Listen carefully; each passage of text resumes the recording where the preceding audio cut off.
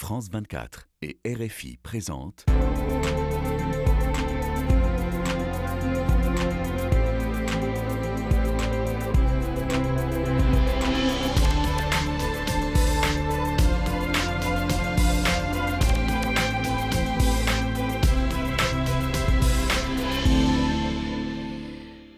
Bonjour à tous, merci de nous rejoindre pour Ici l'Europe. La semaine a été marquée par la démission du gouvernement Barnier qui accentue l'affaiblissement de la France en Europe, alors que les défis économiques, commerciaux et géopolitiques ne manquent pas. Nous en parlons tout de suite avec Aurore Lalucq. Bonjour. Bonjour. Je rappelle que vous êtes une économiste qui a été élue en 2019 au Parlement européen, qui siège avec les socialistes européens, bien sûr, et vous présidez désormais la Commission des affaires économiques et monétaires du Parlement européen, une Française à ce poste prestigieux. Pourtant, la France n'est pas au mieux en ce moment, avec une motion de censure contre le gouvernement Barnier et des incertitudes qui en découlent. Les Français donnent l'impression de ne plus avoir de pilote dans l'avion. Est-ce qu'ils se font tout petits à Bruxelles? Je crois qu'on est tous très inquiets à Bruxelles, en fait, c'est surtout ça. Il y a une grande inquiétude parce qu'on connaît le rôle de la France dans la construction européenne, son importance d'un point de vue économique. Et surtout, je pense que ce qui perturbe aussi beaucoup les Européens, c'est la question de la crédibilité de la parole. Je m'explique, pendant 2 années consécutives, Bruno Le Maire a présenté un budget et une trajectoire budgétaire qui n'était pas sérieuse, en fait. Et ça, c'est nouveau côté européen. C'est-à-dire que la France n'ait pas un budget à l'équilibre. C'est très rare qu'elle ait un budget à l'équilibre, à vrai dire, depuis 1961, si ma mémoire est bonne. Néanmoins, on est habitué à avoir une période crédible et sérieuse. Là, c'est autre chose qui s'est passé. C'est-à-dire qu'à chaque fois, la France est arrivée avec une perspective budgétaire. Et finalement, on a vu qu'elle était incapable de suivre cette trajectoire. L'Union européenne, mais même d'autres institutions, on pense au Fonds monétaire international, etc., ont toujours dit, mais votre politique fiscale, en fait, vos coupes fiscales ne sont pas financées. Bruno Le Maire disait, mais ne vous inquiétez pas, il n'y a rien à voir. Donc c'est ça, en fait, qui est aussi très, très perturbant, si vous voulez. Que votre camp, le Parti socialiste, ait voté avec l'extrême droite pour faire chuter un gouvernement Barnier, un Barnier qui était un nom quand même à Bruxelles, ça en a choqué plus d'un. Est-ce que c'est logique? Est-ce qu'il y a une logique dans cette motion de censure entre de l'alliance de 2 entités qui ne sont absolument pas compatibles? Ce n'est pas une alliance. Et par ailleurs, vous comprenez bien que c'est très compliqué, quand on est un social-démocrate, de soutenir un gouvernement qui ne va chercher que du soutien du côté de l'extrême droite. Moi, j'ai un grand respect à la base pour Michel Barnier, parce que je sais ce qu'il a fait au niveau européen. Oui, je crois que tout le monde au niveau européen a un grand respect pour Michel Barnier, parce que ça a été le négociateur du Brexit. Quelqu'un qui est venu nous voir quand il négociait le soir, nous faire des comptes rendus, etc. On a tous un grand respect au niveau européen pour ce monsieur. Mais là, que voulez-vous? À partir du moment où vous avez un gouvernement qui cherche le soutien de l'extrême droite et que vous avez fait bloc contre l'extrême droite, continuer à le soutenir quand vous cherchez à dialoguer avec lui, c'est quand même compliqué. Et le responsable de cette situation, il faut quand même le redire, c'est Emmanuel Macron. Responsable parce qu'il a fait une dissolution de l'Assemblée nationale un soir d'élection européenne. Quel rapport? Deuxièmement, parce qu'il a décidé de nommer Michel Barnier et qu'il a du mal à accepter aussi le fait qu'on puisse revenir sur son bilan. Mais en fait, il faut revenir sur son bilan. Alors, et c'est d'ailleurs, quand on regarde l'analyse qui est faite du budget français au niveau européen, c'est ce qu'il lui est demandé. Alors, vous appelez dans une tribune avec Raphaël Glucksmann toutes les forces opposées au Rassemblement national à travailler ensemble pour un accord de non-censure et à la production d'une plateforme de gouvernement provisoire. Est-ce que ça vous paraît seulement faisable en l'état de l'Assemblée nationale et de la France? Il va falloir que tout le monde soit à la hauteur des Français. C'est-à-dire que je pense que les Français savent que personne n'a la majorité aujourd'hui à l'Assemblée nationale.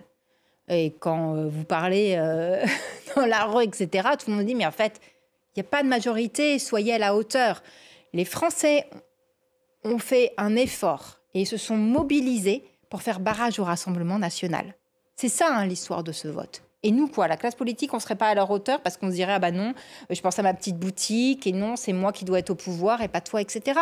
C'est pas à la hauteur, ça. Par ailleurs, il y a une réalité arithmétique qui fait que voilà, la gauche n'est pas majoritaire. Je le regrette, je préférerais, mais c'est ainsi. Et nous, on doit être responsable là où Emmanuel Macron ne l'est pas. Et notre responsabilité, c'est dur, je conviens, mais c'est donner de la stabilité au pays. Ça se fait, et je pense que vous êtes la mieux placée pour le savoir, parfaitement partout dans le reste des pays européens. Et nous, on est très archaïques de ce point de vue-là. On est les seuls à ne pas être en capacité de faire des coalitions. Ça se fait partout. Là, aujourd'hui, on doit être en capacité de le faire sur une base programmatique. Au moins, on se doit, c'est une obligation morale, d'essayer. On ne peut pas refuser de se mettre autour de la table. Est-ce qu'après, on arrive à avoir un accord? Je ne sais pas à ce stade. Sincèrement, je ne sais pas.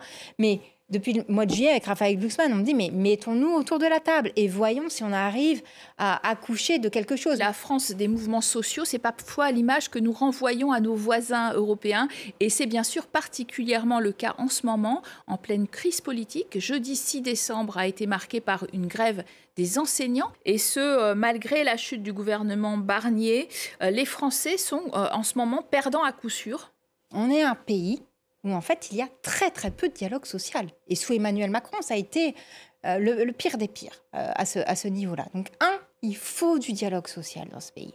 On a des partenaires sociaux qui savent en fait trouver des solutions quand ils se mettent autour de la table. Donc appuyons-nous sur les partenaires sociaux. Deuxièmement, la situation, que ce soit dans les hôpitaux d'ailleurs ou à l'éducation nationale, est terrible. Dans les pays de l'OCDE, on fait partie des pays qui payent le moins dans le domaine de l'éducation nationale. C'est une question sociale, mais c'est même pas qu'une question sociale, je vais vous dire. C'est une question d'investissement dans l'avenir du pays. La France est sous le coup d'une procédure pour déficit excessif consolidé à 6,1% du budget de fin de gestion, comme on dit, loin des 3% demandés.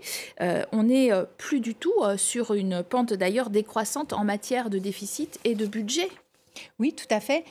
Mais encore une fois, c'est lié à la politique qui a été menée par Emmanuel Macron, qui a fait des choix qui étaient des choix...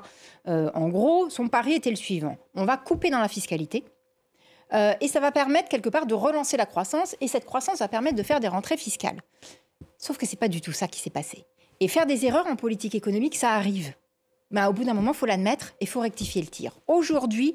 on n'a pas pu rectifier le tir. Le gouvernement Barnier est tombé. Mais le délai de réduction des déficits qu'on lui avait accordé sur son profil européen... Bruxelles va peut-être pas faire de cadeaux aux autres, non? On va voir ça. Le vrai test côté bruxellois, ce sera au printemps, à vrai dire.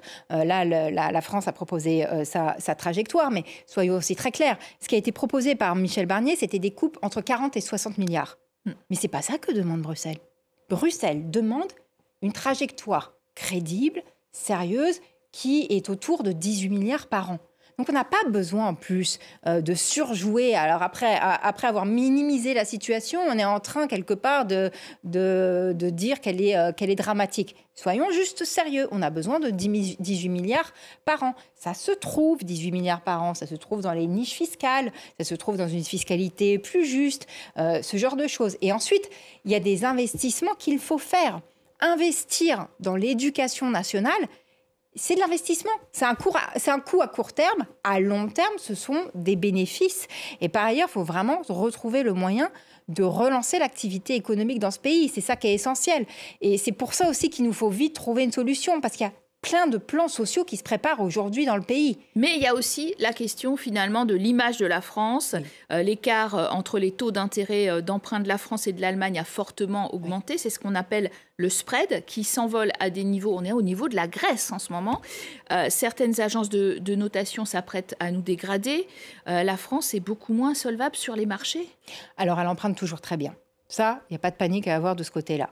Ensuite, sur la question des agences de notation, moi, ce que je dis toujours, c'est que ce n'est pas aux agences de notation de définir quelle doit être la politique économique et la politique publique de la France. Mais néanmoins, il faut aussi regarder la situation telle qu'elle est. Moi, je n'ai jamais agité la peur de la sanction des marchés financiers, etc. On est toujours en train de le faire dans ce pays, pour faire passer un certain nombre de politiques. Je ne l'ai jamais fait. Là, je trouve qu'il faut quand même faire attention. Voilà, c'est-à-dire que le pire n'est jamais certain, mais il est aussi maintenant possible, malheureusement. Donc c'est pour ça qu'il faut réussir à avoir des gens en responsabilité qui proposent une trajectoire crédible. Néanmoins, la signature de la France et sa capacité à emprunter restent toujours forte. Deuxième économie de la zone euro, Aurora Lalucq, et donc peut-être désormais l'homme malade de l'Europe, dans ce qu'on disait de l'Italie, qui risque d'entraîner la zone euro dans sa chute. Si vous voulez, quand vous avez une économie allemande qui ne va pas bien, parce que eux, c'est l'inverse. Ils n'ont pas assez investi dans les infrastructures publiques, etc. Ils sont en train d'en payer le prix. Ils ont trop de dépendance avec la Chine, trop de dépendance avec la Russie. Et que vous avez la France qui ne va pas bien, oui, je ne peux pas dire qu'au niveau européen, ne soyons pas inquiets. Je le vois très bien dans ma commission, que j'ai l'honneur de présider, où les questions ne sont pas des questions de politique politicienne, ce n'est pas des petites phrases, etc., pour chercher un peu à faire des petites captures des vidéos sur Twitter pour être dans la posture. Les questions sont graves aujourd'hui. C'est-à-dire qu'il y a une vraie, il y a une politique vraie inquiétude. Il y a une chaise vide, déjà, en effet, vous l'avez dit, à Berlin, puisque Olaf Scholz, effectivement, a remis en jeu par le vote, le 23 février, son mandat, et va d'ailleurs, il y aura sans doute changement de majorité, puisque les chrétiens démocrates sont nettement en tête des sondages, une Europe qui sera quasiment entièrement à droite. Ça nous dit quoi d'ailleurs aussi de la faiblesse des social-démocraties ? Oui, bien sûr, ça dit quelque chose. Ça dit le fait que la social-démocratie doit se renouveler, doit être forte, doit avoir un discours clair et doit pas être toujours dans cette espèce... là, on est obligé d'opposition face à l'extrême droite. Elle doit avoir un récit. Elle doit être courageuse. Elle doit protéger les Européens sur la question du pouvoir d'achat, sur la question de la réindustrialisation, il faut qu'on soit présent, etc. On est très présent au niveau européen, c'est nous qui avons permis les plus grandes avancées, disons-le clairement. Le SMIC européen, c'est grâce à nous. La protection des travailleurs des plateformes, c'est grâce à nous. Le Green Deal, c'est grâce à nous, etc., etc.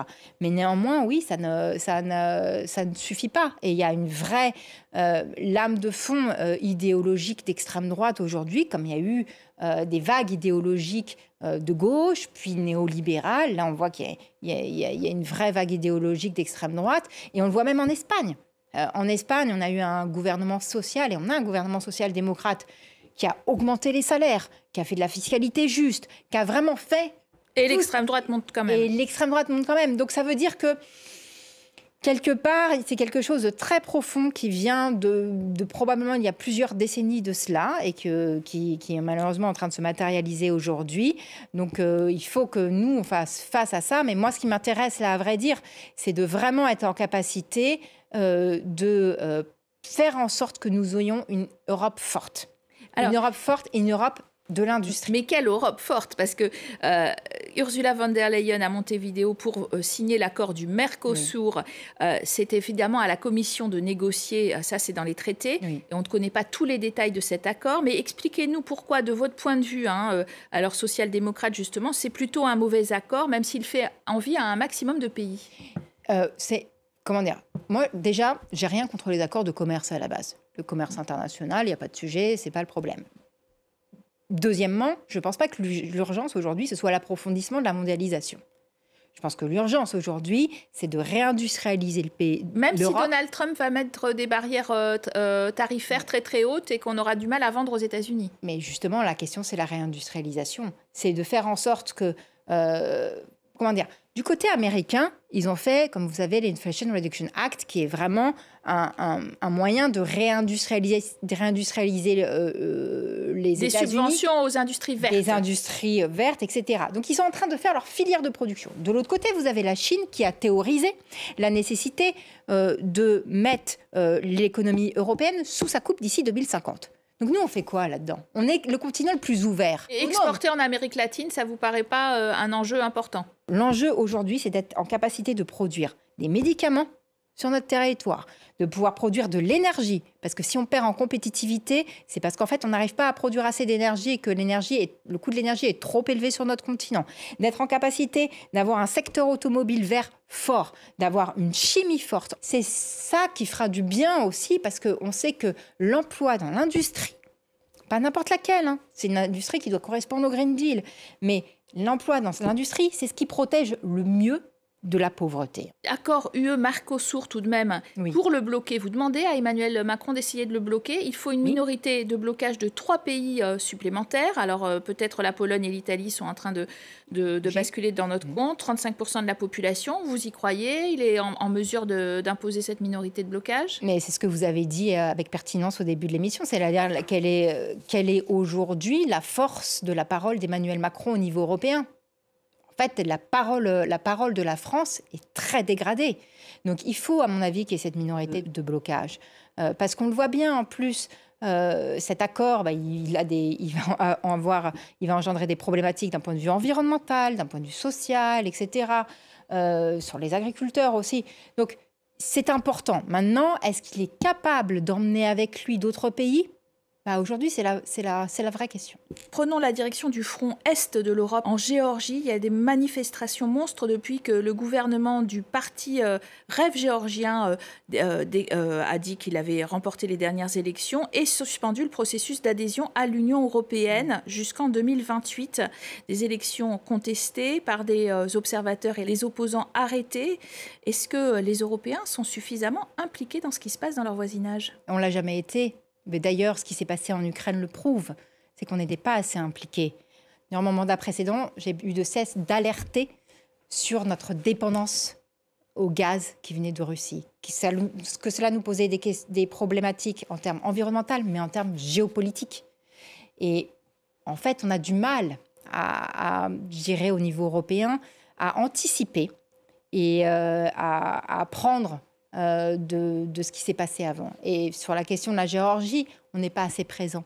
Et l'avenir de la Géorgie, pour moi, est en Europe. Et quand je vois toutes ces mobilisations avec le drapeau européen, ça prend aux tripes. On n'est pas assez présent et on doit être plus présent que ça, à mon avis. Merci Aurore Lalucq d'avoir été notre invitée aujourd'hui. Merci à vous de nous avoir suivis sur France 24 et Radio France Internationale. Et bien entendu, vous restez sur nos antennes où l'actualité continue.